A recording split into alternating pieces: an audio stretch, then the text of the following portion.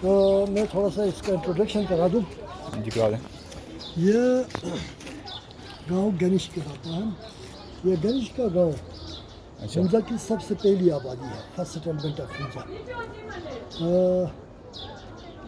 یہ لفظ گنیش سن کے ہمارے نیچے سے آنے والے حضرات کے ذہن میں فوراً یہ بات آتی ہے کہ شاید یہ گنیش دیوتا کے نام سے ہندو مت کی کوئی محترم چیز یا مندر اس طرح کی کوئی چیز ہوگی, لیکن اس سے اس کا کوئی واسطہ نہیں ہے. مقامی زبان میں گنیش سونے کو کہا جاتا ہے. اس کے معنی بنتے ہیں سونا نکلنے والی جگہ. پھر گن اور نش کو اگر دو الگ الگ کر کے دو الفاظ بنا کے اس کا ترجمہ کیا جائے تو اس کا ترجمہ بنتا ہے وہ جگہ جہاں پہ کئی راستے آپس میں ملتے ہیں. اس کے بعد پھر گندش کے نام سے بھی ایک ترجمہ ہو سکتا ہے. اس کے معنی بنتے ہیں وہ جگہ جہاں سے راستہ گزرتا ہو. تو یہ آپ کے پاؤں کے نیچے جو راستہ ہے وہ والی گلی سے نکل کے صرف یہ جو نیچے کی طرف یہ جو گلی جاتی ہے یہ قدیم زمانے کا یہ سلک روٹ ہے.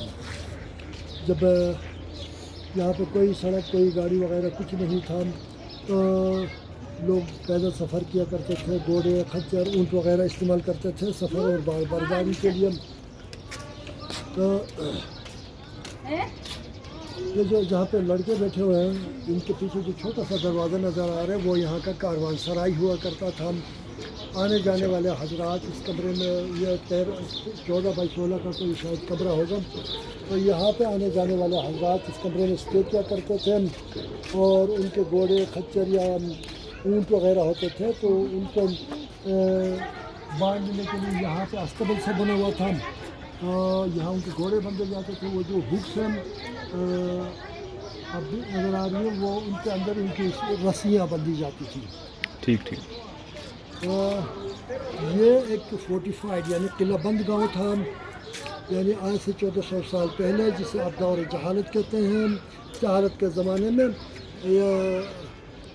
انسانی معاشرے کے اندر بھی جنگل کا قانون ہی رائج تھا. جس طرح جنگل کا ہر مضبوط جانور اپنے سے کمزور کو کھا جانا اپنا حق سمجھتا ہے, اسی طرح انسانی معاشرے کے اندر بھی مضبوط قومیں اپنے سے کمزور قوموں کے اوپر حملہ آور ہو کے تاخت و تاراج کر کے ان کے پورے ایریے پہ قبضہ جما کے بیٹھ جانا وہ اپنا حق سمجھتے تھے. یہ کوئی بری بات یا ظلم و زیادتی یا ناانصافی والی بات نہیں سمجھی جاتی, بلکہ اسے وہ اپنے لیے اعزاز اور اپنی بہادری سمجھتے تھے. صحیح. پھر یہ ہمارے جی بی کا جو ایریا ہے یہ چھوٹے چھوٹے آزاد اسٹیٹس میں منقسم تھا. یہ اسٹیٹس بھی آپس میں ایک دوسرے کے ساتھ دست و گریباں رہتے تھے. تو ایک اسٹیٹ کے کچھ شریر بدماش لوگ دوسرے اسٹیٹ کے کسی کونے میں چند گھروں کے اوپر حملہ آور ہو کے راتوں رات تاخت و تاراج کر کے جو کچھ ہاتھ آ جاتا لوٹ کے پھر بھاگ بھی جاتے تھے. اس طرح کے حالات میں کسی کھلی جگہ میں گھر بنا کے بیٹھنا یہ موت کے لیے دعوت ہی تصور کیا جا سکتا تھا. تو ایسے حالات میں انہوں نے سوچا کہ ایک فورٹیفائڈ یعنی قلعہ بند گاؤں تیار کریں جس کے اندر محفوظ طریقے سے زندگی گزار سکیں. تو انہوں نے اس جگہ کا انتخاب اس لیے کیا, اس کا بیک سائڈ دریا کی طرف کا جو حصہ تھا وہ بالکل 90 ڈگریز پہ کھڑے دیوار کی طرح کچا پہاڑ تھا, وہاں سے کسی کے لیے اندر گھسنا ممکن نہیں تھا. فرنٹ سائڈ سے سامنے سے انہوں نے اونچی فصیل بنائی, دیوار بنائی, اس کے ساتھ 14 واچ ٹاور تعمیر کیا. یہ واچ ٹاور آج کے دور میں تو بینکر زمین کے نیچے کھود کے مورچہ بناتے ہیں, لیکن اس زمانے میں دشمن کے اوپر نظر رکھنے کے لیے اونچا مینارہ نما کوئی چیز بناتے تھے. وہاں سے دشمن یعنی اونچائی سے دشمن کے اوپر نظر رکھتے تھے. ٹھیک ٹھیک. تو اس طرح کے 14 واچ ٹاورز تھے, ان میں سے ابھی 3 موجود ہیں. یہ گیٹ کے دائیں بائیں یہ 2 چھوٹے ٹاورز ہیں. اور اس کے علاوہ یہ جو گھر اس کے پیچھے جو ٹاپ جس کا نظر آتا ہے وہ بھی ایک واچ ٹاور ہے, تھوڑا سا بڑا سا, وہ ٹرپل سٹوری ہے. اچھا اچھا. تو یہ دروازہ جو ہے شام کو بند ہو جاتا تھا, مغرب کے فوراً بعد پھر اس کا رات کو کھولنا پورے گاؤں سے غداری کے مترادف سمجھا جاتا تھا. اور یہ جا کے صبح ہی کھلتا تھا. رات کو پہرے دار ٹھہرتے, یہ جو سوراخ آپ کو نظر آ رہے ہیں یہاں پہ پہرے دار ٹھہرتے تھے. ٹھیک ٹھیک. یہ جو تالاب آپ کو نظر آ رہے یہ بھی ان کی جنگی حکمت عملی تھی. انہوں نے سوچا کہ ہم اپنے آپ کو فصیل کے ذریعے محفوظ تو کر لیں گے لیکن خدا نخواستہ کسی بڑے لشکر کے ہاتھوں محصور ہو جاتے ہیں تو پانی کے لیے باہر نکلنا مشکل ہو جائے تو کیا کریں. تو انہوں نے سبھی سے کہا جو بھی اندر گھر بنانا چاہتا ہے آپ تمام حضرات اسی ایک ہی جگہ سے گارا بھی اٹھائیں پتھر بھی اٹھائیں. تو کیونکہ آپ کو پتہ ہے کہ وہ پتھر کی دیوار بناتے تھے اوپر سے گارے کا پلستر کرتے تھے. تو سبھی نے یہیں سے پتھر بھی اٹھایا گارا بھی اٹھایا. تو جب کافی سارا وعلیکم السلام ورحمۃ اللہ کافی سارا کنسٹرکشن اندر ہو چکا ادھر پانی کے لیے کافی بڑا گڑھا تیار ہو گیا جس کے گرد انہوں نے دیوار بنائی. پھر اس تالاب سے گاؤں کے مرکز تک جونیپر ٹری کا wooden pipe underground fix کیا تاکہ کسی ایمرجنسی صورتحال میں گیٹ کھول کے باہر نکل کے خطرات مولنے کے بجائے گاؤں کے اندر سے اس ووڈن پائپ کو کھول کر محفوظ طریقے سے پانی حاصل کیا جا سکے. اچھا اچھا یہ اس لیے انہوں نے بنایا تھا. صحیح ہو اندر تشریف آیا تو گیا. ہاتھ جوڑے یہ اس طرح بند ہوتا تھا. یہ اس طرح کا گیٹ بند ہوتا تھا اچھا تو اوپر پہرے دار ٹھہرتے تھے. ٹھیک رات کو کھولنا پورے گاؤں سے غداری کے مترادف سمجھا جاتا تھا. یہ جا کے صبح ہی کھلتا تھا. اچھا اس صبح کے ٹائم کیا خطرہ کم نہیں تھا؟ نہیں پھر صبح تو پھر بندے نظر آتے تھے نا.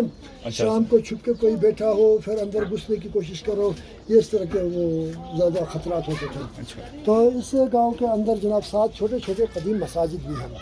ان مساجد کے اوپر بہت خوبصورت ووڈ کارونگ کی گئی ہے. اس کارونگ میں کچھ ہندو مت کی بدھ مت کی کچھ گریک اٹالین اور چائنیز اس میں آرٹ نمایاں ہیں. اگر آپ دلچسپی رکھتے ہیں تو جلدی ایک نظر دوڑا کے نکلتے ہیں. ٹھیک ہے.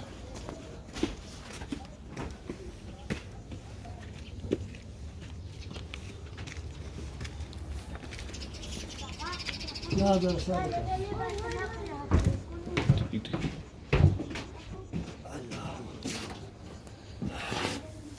ایک انسانی فطرت ہے. انسان چاہتا ہے کہ مرنے کے بعد بھی کسی طریقے سے اس کا نام معاشرے میں باقی رہے. تو اس مقصد کے لیے آپ کے بڑے شہروں میں لوگ کوئی میموریل اسکول کالج یا ہسپتال بناتے ہیں تاکہ اس کے ذریعے ان کا نام باقی رہے اور لوگ انہیں یاد رکھیں. تو اس طرح کا حربہ ہمارے بزرگوں نے بھی اپنایا. انہوں نے اس طرح کی کوئی چیز کا تو سوچ بھی نہیں سکتے تھے کیونکہ وہ بالکل الٹریٹ زمانہ تھا. تو انہوں نے سوچا کہ ایک اپنے نام سے مسجد بنائیں گے تاکہ اس کے ذریعے ان کا نام باقی رہے. تو آپ کو پتہ ہے مسجد ایک ایسی چیز ہے کہ اسلامی عقیدے کے مطابق ایک دفعہ مسجد کے بننے کے بعد اس کو بگاڑ کے اکھاڑ کے اس کی جگہ اور کچھ نہیں بنایا جا سکتا. ایک دفعہ مسجد کے بننے کے بعد بس ہمیشہ کے لیے قیامت تک یہ مسجد ہی ہے. تو اس لیے انہوں نے سوچا کہ بعد میں آنے والی نسلیں اس کو اکھاڑ بگاڑ کا شکار بھی نہیں کر سکیں گی تو ہمارا نام ہمیشہ باقی رہے گا. تو پھر جب ایک بندے نے اس طرح کا کوئی کام شروع کیا تو باقی جو دوسرے جذباتی قبائل ہوتے تھے تو جو ایک دوسرے کو برداشت نہیں کر سکتے تھے انہوں نے کہا ارے فلاں کا نام ہمارے مخالف کا نام تو زندہ رہے اور ہمارا نہ رہے یہ کیسے ممکن ہے. تو وہ بھی جوش میں آ گئے. سبھی نے اپنے قبیلے کے نام سے ایک چھوٹی سی مسجد بنائی. تو لیکن اس کے اوپر جو کارونگ ہے یہ بہت دلچسپ ہے. تو کچھ اس میں ہندو مت کی محترم چیزیں بھی ہیں بدھ مت کی محترم چیزیں بھی ہیں. اس میں کچھ اٹالین بھی ہے اور اس میں کچھ گریک آرٹ بھی ہے. اس میں کچھ چائنیز آرٹ بھی نمایاں ہے. اگر آپ دلچسپی رکھتے ہیں تو ایک ایک ایٹم میں دکھا دیتا ہوں. ٹھیک دکھا دیں. تو یہ ایک سواستیکا کا نشان ہے. سواستیکا کا نشان ہندو مت میں بدھ مت میں آخر میں نازیوں کے پاس بھی یہ محترم نشانی تھی. ہٹلر کے مرنے کے بعد یہ جرمنی کے جھنڈے سے یہ نشانی مٹ گئی. تو یہ پیس اینڈ پراسپیرٹی کی نشانی سمجھتے ہیں. لیکن اس حد تک تو سبھی کو پتہ ہے لیکن یہ بہت کم لوگوں کو پتہ ہے کہ یہ ہے کیا. کیا یہ کوئی نقشہ ہے؟ کیا یہ کوئی لکھائی ہے؟ اگر لکھائی ہے تو اس کا کیا معنی و مفہوم ہے؟ اگر کوئی نقشہ ہے تو پھر اس کا کیا مطلب ہے؟ کہا جاتا ہے کہ یہ سنسکرت زبان میں یہ لفظ اوم لکھا ہوا ہے. یہ لکھائی سنسکرت زبان میں ہے اور جو لفظ لکھا ہوا ہے وہ لفظ اوم ہے.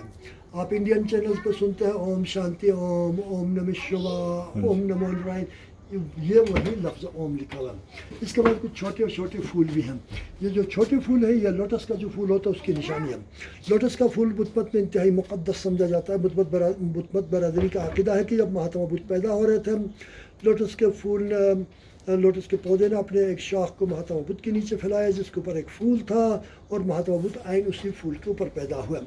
الفاظ دیگر اس طرح بھی سمجھ سکتے ہیں کہ لوٹس کے پھول نے احتراماً مہاتما بدھ کو زمین کی مٹی لگنے نہیں دیا بلکہ اپنی گودی میں اٹھایا، اس لیے بت مت برادری اس پھول کو انتہائی محترم اور مقدس سمجھتی ہے۔ اس کے بعد یہاں ایک راؤنڈ فگر ہے، یہ اینٹی کلاک وائز ہے اور یہ کلاک وائز ہے۔ یہ کوئی نقشہ یا یہ کوئی پھول نہیں بلکہ یہ ایک فارمولہ ہے جسے آپ فیبوناچی سکرول کہتے ہیں۔ فیبوناچی اٹلی کا ایک انتہائی مشہور و معروف ریاضی دان گزرا ہے اچھا، جو 14ویں صدی میں گزرا ہے۔ یہ اس کا وہی فارمولہ ہے، فیبوناچی سیکوینس بھی کہتے ہیں۔ اگر آپ نے سنا ہے تو فیبوناچی سیکوینس، تو آپ اس کو فیبوناچی سیکوینس کہیں یا فیبوناچی سکرول کہیں تو یہ وہی فارمولہ ہے۔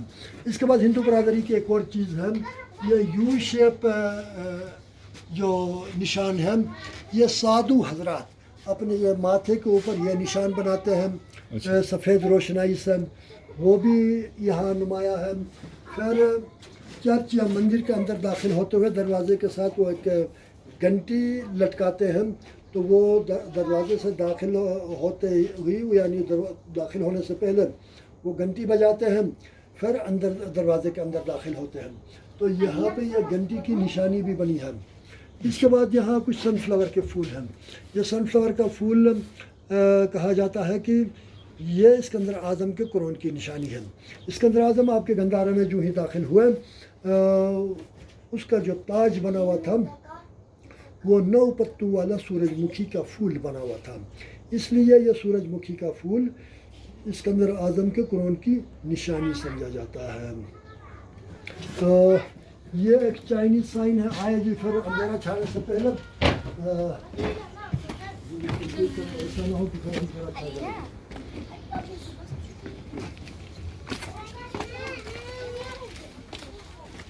جناب علی، یہ اس طرح کے چھوٹے دروازے ہوتے تھے گھروں کے، اچھا، تو یہ چھوٹے دروازے اس لیے ہوتے تھے کہ اس زمانے میں سردی بہت زیادہ ہوتی تھی۔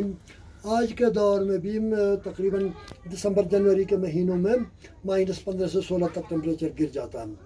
اگرچہ ابھی گلیشیئرز میلٹ ہو کے بہت پیچھے گئے ہیں، آبادی بہت زیادہ بڑھ گئی ہے، یہ گلوبل وارمنگ کا جھنجھٹ ہے، اس کے باوجود -15 سے 16 تک ٹمپریچر گر جاتا ہے۔ آج سے 1400 سال قبل کا اگر سوچیں تو گلیشیئرز اس زمانے میں بہت آگے تھے، آبادی انتہائی محدود تھی، شاید یہاں کا ٹمپریچر -25 سے 30 تک گرتا ہوگا۔ -25-30 ٹمپریچر ہو، پہننے کے لیے صحیح طریقے سے تن پہ کپڑا نہ ہو، پاؤں میں جوتا نہ ہو، اس طرح کے بے سر و سامانی کے عالم میں سروائیول ایک بہت بڑا چیلنج تھا۔ اس سے نمٹنے کے لیے انہوں نے سوچا کہ بھائی چھوٹے دروازے بناؤ، کیونکہ جتنا زیادہ ایریا کھلے گا اتنی زیادہ سردی داخل ہوگی، اور جتنا کم سے کم ایریا کھلے گا اتنی کم سردی داخل ہوگی۔ پھر وہ اس طرح کے چھوٹے 3 دروازوں سے گزرنے کے بعد وہ اپنے رہائشی کمرے تک پہنچتے تھے۔ فرسٹ انٹرنس میں یعنی پہلے دروازے سے داخل ہونے کے بعد وہ مویشی رکھتے تھے، کیونکہ مویشی گرم ہوتے ہیں، باہر سے داخل ہونے والی سردی مویشیوں کی ہیٹ کی وجہ سے ختم ہو جاتی تھی اور اندر کا ماحول تھوڑا سا گرم رہتا تھا۔ صحیح۔ اور جو بیچ کے دروازے ہوتے تھے وہ انسانوں اور حیوانوں کے درمیان تھوڑا سا ڈسٹینس رکھنے کے لیے وہ بنائے جاتے تھے۔ ٹھیک۔ ہر گھر 2 منزلہ ہوا کرتا تھا، نچلی منزل کی کوئی وہ کھڑکی یا کوئی سوراخ نہیں چھوڑتے تھے، بلکہ گھر کے چھت کے بیچ میں صرف 1.5 فٹ بائی 1.5 فٹ کا سوراخ چھوڑتے تھے۔ تو جب وہ آگ جلاتے تھے کھانا پکانے کے لیے تو اس کا دھواں اسی سوراخ سے باہر نکلتا تھا اور روشنی بھی اسی سوراخ سے داخل ہوتی تھی۔ لیکن اوپر کی جو منزل ہوتی تھی موسم گرما کے لیے وہ پھر ہوادار ہوا کرتی تھی۔ آئیں سر آگے چلتے ہیں۔